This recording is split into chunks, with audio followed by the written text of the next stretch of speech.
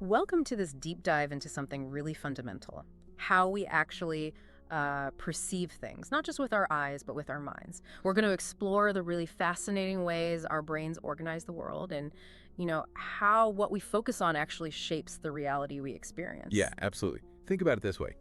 Imagine you're in, say, a dimly lit room, maybe a photography studio. Hmm. Suddenly, a single spotlight hits an object. Right. That object immediately jumps out as the figure, right? Sharp, defined, everything else just sort of fades into the ground, the shadows. Our minds, well, they work in a remarkably similar way, constantly picking and choosing what comes into focus. Exactly. Like when you're walking down a busy street, you might suddenly lock onto a friend's face in the crowd. Bam, that's the figure, clear as day. But what about everything else? All the other faces, the traffic noise, the shop windows, it all just becomes part of that background buzz, easy to miss. Which makes me wonder when our focus shifts, what actually happens to what was in the spotlight? Does it just vanish from our awareness? Or does it sort of morph into something else? That's a really key question. Consider that classic experiment, the one where people are watching a basketball game. Oh, yeah, counting the passes. Exactly. They're asked to count the number of passes between players in white shirts. And they get so focused on that task Uh huh. that a surprising number of them completely fail to notice someone in a full gorilla suit walking right through the middle of the players. It's still incredible every time I hear about it. It's not like their eyesight failed them. Not at all. It's just this powerful demonstration of how incredibly selective our attention can be. What we choose to focus on dictates what we even register. It really shows how our awareness acts like a camera lens, doesn't it? Bringing certain things into sharp focus the figure, while everything else just becomes this sort of blurry background of the ground. Precisely. And this isn't just about, spotting gorillas or counting passes, is it? It plays out in much more complex everyday ways. Like a manager might be so laser focused on hitting productivity targets Right. that they completely miss the signs of burnout and stress building up in their team. That's a huge psychological blind spot. Absolutely. Or think about a relationship. Someone might focus intensely on their partner's positive qualities, the things they love, but almost unconsciously ignore warning signs or areas of neglect Yeah. because focusing on those would be too uncomfortable. Yeah, that makes sense. And these blind spots, they often aren't just random, are they? Are like our own history and needs seem to shape what gets the spotlight. Oh, definitely. Our past experiences, our internal needs, they heavily influence what we choose to bring into focus and what we push away. Yeah. Take someone like, let's call her Sarah, an architect. She often felt her work wasn't really valued. Okay. And she realized later, maybe through therapy or reflection, that she had this pattern of amplifying any critical feedback. She'd dwell on it, replay it, Yeah. but compliments, praise, it was like they just washed over, it didn't really stick. Wow. So her internal filter was basically set to find the negative. It seemed that way. Her internal script prioritized criticism as the figure, letting praise fade into the background. It's almost paradoxical then. These mental mechanisms, maybe they evolved to protect us from feeling bad or overwhelmed. Quite possibly. But they end up creating this kind of skewed version of reality. They cast these shadows that both hide things and, in a weird way, define what we actually see. That's a great way to put it. Conceal and define. So when something fades into the background, it's not necessarily erased. It's often still operating just outside our immediate conscious awareness, maybe even pulling the strings unconsciously. So it's not deletion, it's transformation. Exactly. Think about something like anxiety. Instead of someone directly experiencing this vague, pervasive sense of unease, that feeling might get transformed into, say, a relentless drive for perfectionism. Ah, okay. Like controlling the details to manage the inner chaos. Precisely. It's a way of trying to control the uncontrollable uncertainty. Or maybe a deep-seated fear of rejection doesn't just sit there. It might manifest as someone becoming a chronic people pleaser, always trying to anticipate others' needs, almost losing themselves in the process. So the original feeling, the fear or the anxiety, hasn't actually vanished. It's just been reshaped, repackaged. It's been reshaped, exactly. It's like a psychological alchemy, as you said, turning lead into, well, maybe not gold, but something else entirely. And from the Gestalt perspective you mentioned, this constant back and forth figure and ground, what comes forward and what recedes, that's what gives our inner world its unique texture. Yes, exactly. It gives a unique texture, a landscape to our psychological experience. And it's not inherently good or bad, this process. The real challenge, the difficulty, arises when we're largely unaware of these transformations, when we don't realize how our attention is being directed, and crucially, what's being consistently left in the shadows. It really makes you want to pause and, consider your own mental habits. What are the things that consistently grab your attention? What do you find yourself focusing on day in, day out? Mhm. And then the flip side, what might be lurking in your background, influencing your thoughts, your feelings, your choices, without you even realizing it's there? That's the exploration. Now, let's maybe broaden our view a bit. Think about this within the context of what Kurt Lewin, another key figure, called our life space. Okay, life space, what does that entail? Imagine it as this dynamic, constantly shifting field. It contains everything, all our thoughts, feelings, goals, perceptions, memories, all interacting. And within this field, our psychological defenses, the things we've been discussing, act kind of like organizers. Organizers, how so? Well, they often operate using a really fundamental Gestalt principle, pregnance. Pregnance. That rings a bell. That's the idea that our minds prefer simplicity, right? We tend to see things in their simplest, most stable, most complete form. Exactly that. Our minds have this drive towards good form, towards coherence and simplicity. So when we're faced with complex, messy, emotional situations, Which life is full of. which life is full of, yes, Yeah. our minds often gravitate towards the explanation that feels the simplest, the most straightforward, even if it massively oversimplifies reality. Like after a painful breakup, it might feel easier to just land on, it was all my fault, or they were just terrible. Precisely. It's much simpler to conclude I wasn't good enough or they were just wrong for me than to really grapple with the intricate, often ambiguous dynamics between two people, their histories, the circumstances. It avoids the complexity. It avoids the complexity and offers a sense of closure, however false. It connects to another interesting idea, the Zeigarnik effect. Oh, that's the one about unfinished tasks sticking in your mind. Yes. We tend to remember incomplete or interrupted tasks better than completed ones. They linger. Defenses can sometimes swoop in and create a kind of artificial completion. They allow us to push uncomfortable, unresolved issues into the background, creating a false sense of, okay, that's dealt with, even when it really isn't. That makes a lot of sense. I can see that. Like someone who experiences a major loss, maybe the death of a parent, and instead of processing the grief, they just throw themselves into work, becoming incredibly busy and seemingly fine. Exactly. The intense focus on work becomes the figure. The grief, the unresolved feelings, they get relegated to the ground. But they're likely still there, maybe subtly fueling that very workaholism, influencing things from the shadows. So the defense creates a sort of pseudo-closure. It does. And all of this dynamic plays out within what Gestalt therapy calls the cycle of experience. It's this natural flow.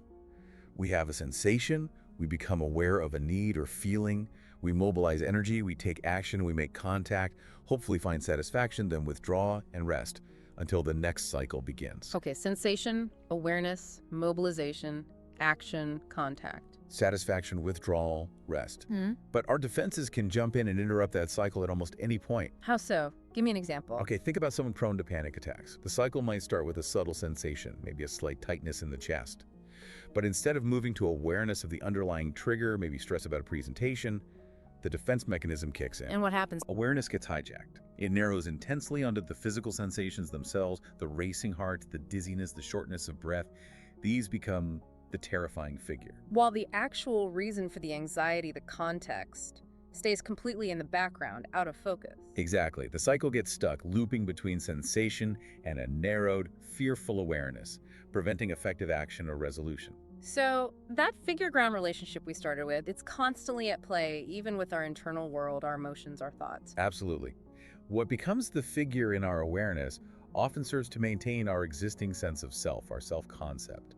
Anything that feels like a threat to that self-concept or is just too uncomfortable to face, Gets pushed into the ground. it gets relegated to the background. It's like our minds are constantly rearranging the furniture of our awareness to keep things feeling stable and coherent, even if that coherence is built on avoidance. Which can lead to this, what was the term? Psychological isomorphism.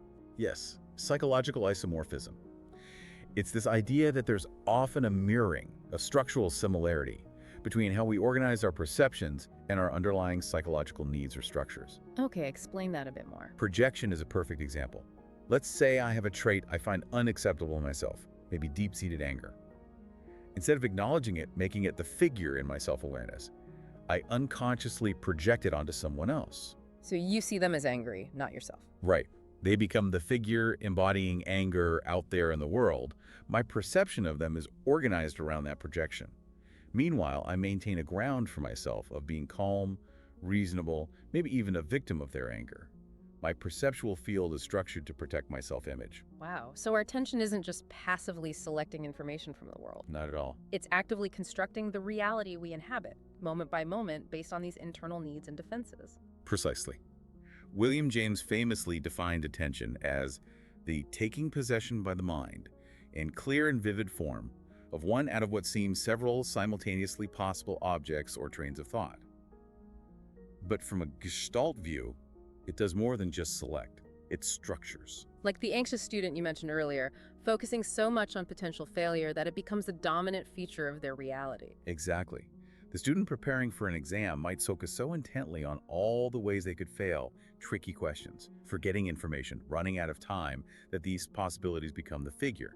Their anxiety structures, their perceptual field around potential failure, making success seem like a dim possibility in the background. And it's crucial to remember, you said, that these defenses aren't just isolated tricks the mind plays, they're interconnected. Yes, that's where Gestalt field theory comes in.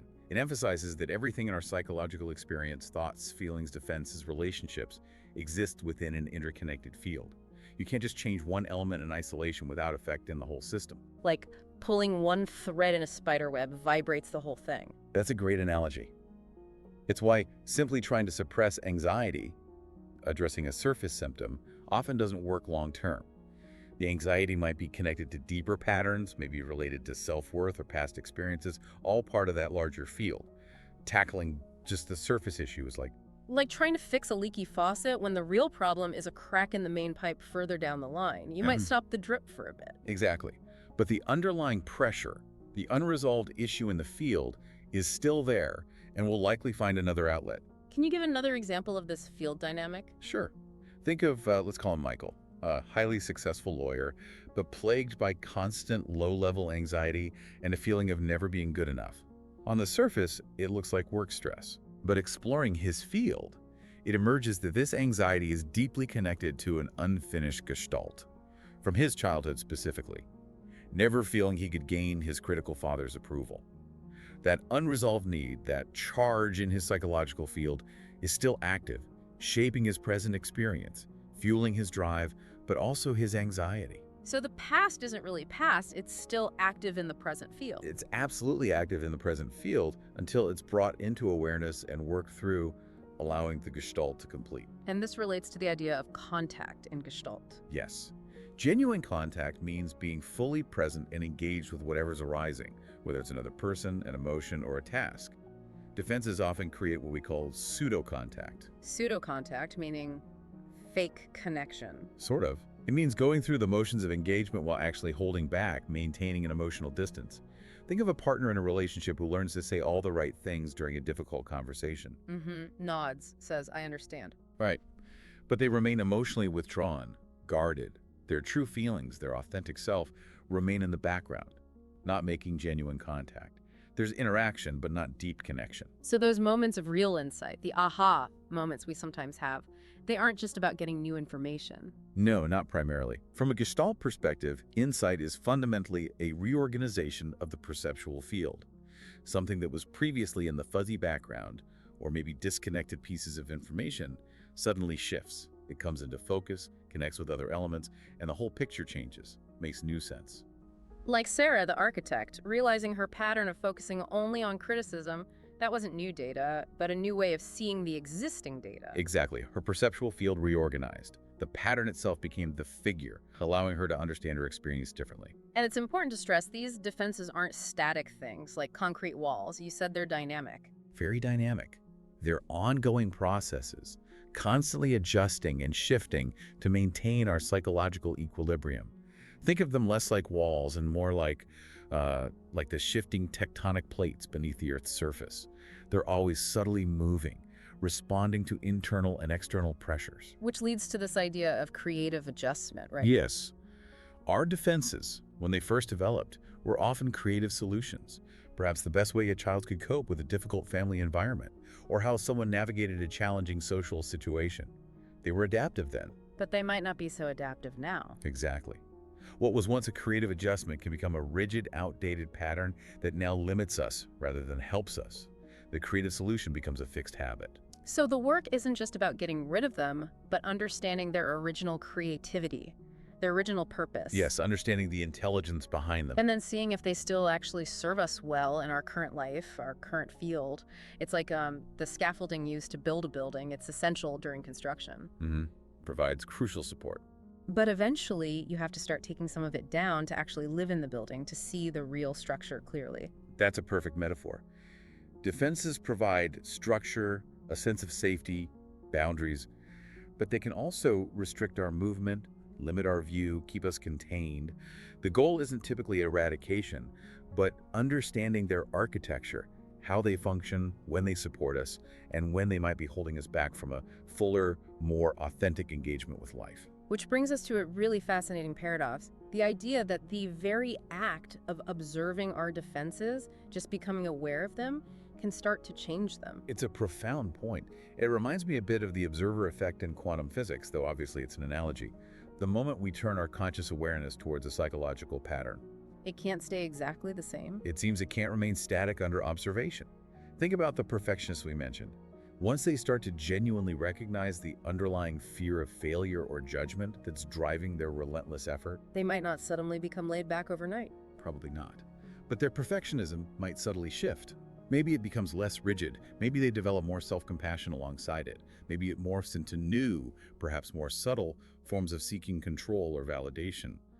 Awareness initiates a process of change. So awareness isn't some kind of magic bullet that just dissolves defenses instantly.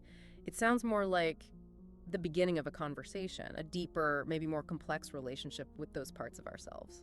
I think that's a much better way to frame it. Defenses are, after all, integral parts of our psychological makeup, often developed for very good reasons, even if those reasons are now outdated. They're part of our history, part of our structure. And maybe psychological health isn't about achieving some idealized state of being completely defense-free. That's a really important philosophical point. Perhaps well-being is less about eliminating defenses and more about finding a more flexible, conscious, and dynamic equilibrium with them. It's an ongoing dance between revealing and concealing, between structure and freedom. That makes me think of the ancient Greek concept of aletheia, truth as unconcealment. Yes.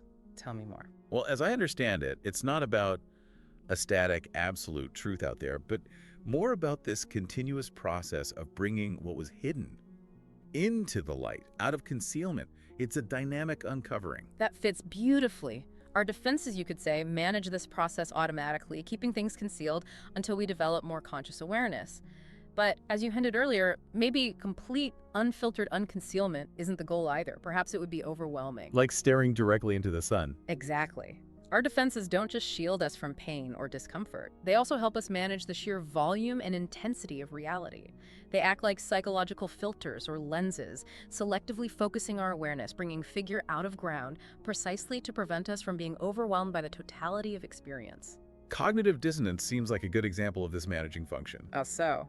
Well, when we hold two conflicting beliefs, or when new information clashes sharply with what we already believe, we feel uncomfortable, right? That dissonance. That internal tension. And often, instead of rationally weighing the conflict, our minds work unconsciously to reduce that tension.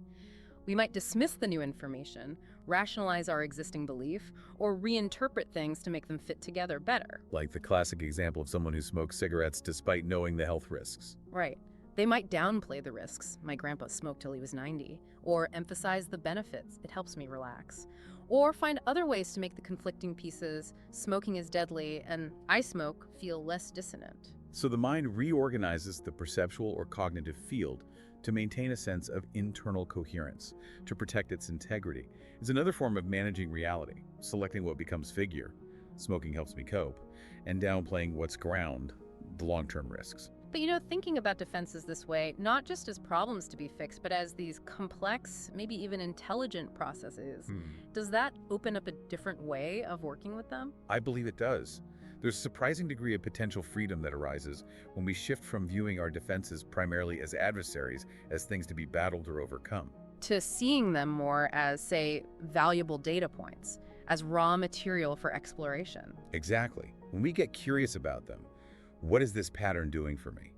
What need is it trying to meet, perhaps in a clumsy or outdated way? What is it protecting me from? So the workaholic's relentless drive, instead of just judging it. We might explore it and find beneath the surface a deep search for meaning, or a way to feel competent in a world that feels chaotic, or the people pleaser's constant accommodation. Might point towards a profound, maybe unmet need for connection, for belonging, for safety in relationships. Precisely. It's moving from resistance to curiosity, trying to understand the wisdom, the original intelligence embedded in these patterns, even as we recognize their current limitations. It sounds a bit like that Taoist idea of wu-wei, effortless action, or maybe flowing with things rather than struggling against them. There's definitely a connection there.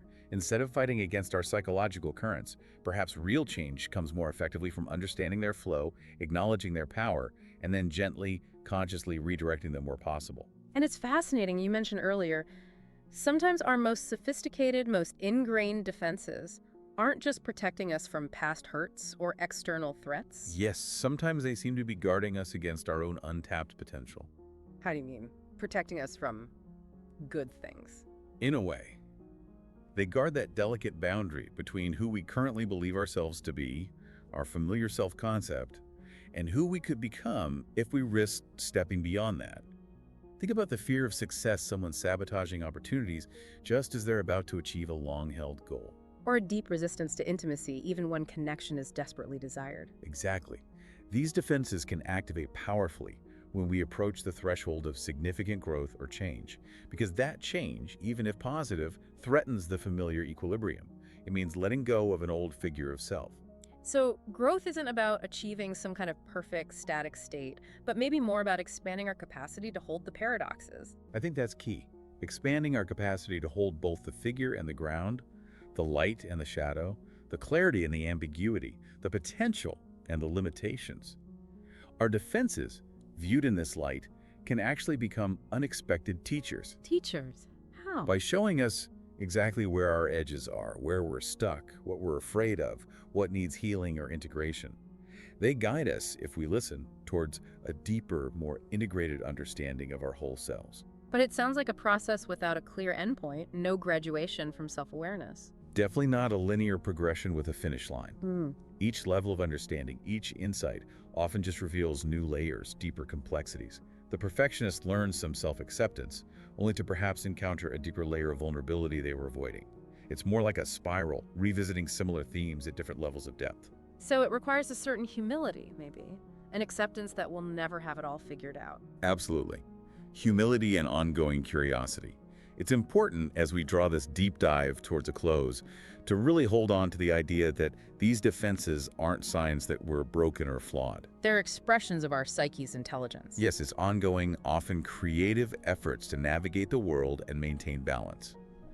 True freedom, it seems, doesn't come from eliminating them, but from cultivating this ongoing awareness, this willingness to look and approaching ourselves with that humility and curiosity you mentioned. That feels like a really powerful place to pause and reflect. Indeed. And perhaps for anyone listening, it might be useful to sit with a few questions, not for easy answers, but for continued exploration. Okay, like what? Well, maybe. What are the recurring patterns, the familiar figures that you find yourself clinging to, perhaps believing they fundamentally define who you are? What defines you? Second, where in your life might you have, perhaps unknowingly, mistaken the comfort of limitation for the feeling of safety? Where have you chosen the familiar ground over the potentially expansive but unknown fire of growth? Mistaken limitation for safety. That's a potent one. And a third, perhaps, in what subtle, maybe even surprising ways might your own defenses be inadvertently shielding you not just from pain, but perhaps from stepping more fully into your own unique potential? What are they protecting you from becoming? Those are definitely questions to mull over, not answer quickly. And as we've explored, the answers aren't likely to be neat, tidy solutions found out there. No, they emerge, if at all, through that continued, nuanced engagement with your own consciousness, your own inner landscape. It's like learning to dance with the shadows, as you said earlier. Exactly. True insight, true integration doesn't seem to come from trying to banish the darkness, the ground, the defenses, but from understanding their intricate, necessary role in creating the depth, the texture, the richness of your own unique experience. It leaves me with a final thought. Remember, the photograph that reveals absolutely everything with no shadows, no background, it often loses its depth, its mystery, and sometimes, maybe often, it's in the unseen, in what recedes into the background, that the true meaning of what stands out in the foreground resides.